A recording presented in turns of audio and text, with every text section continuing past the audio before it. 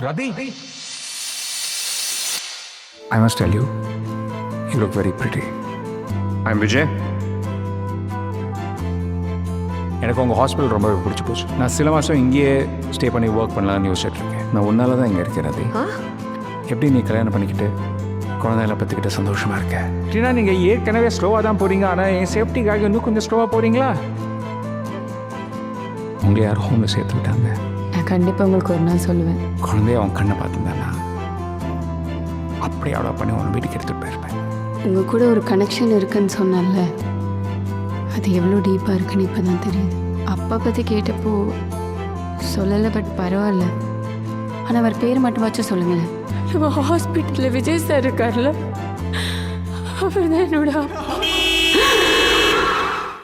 ரீனாதான் உங்க பொண்ணு. நம்ம குழந்தைய வளர்க்க பிடிக்காம அவளை ஹோம்ல கொண்டு விடுவேன். அவளே திரும்ப வந்தாலும் அவளை திரும்ப போன்னு சொல்லுவேன். ஆனா இப்போ அவ விட்டுட்டு போயிடுவான்னு உனக்கு பயம். இதான் நான் நம்பணும்.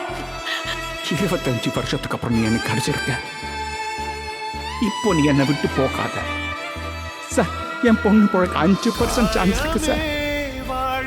அந்த சான்ஸ் எடுத்துக்க நான் அங்க போகணும் சார். கூட்டி போறேன் அப்பா, கூட்டி போறேன். நான் வந்துடுவேன் பாப்பா, நான் வந்துடுவேன்.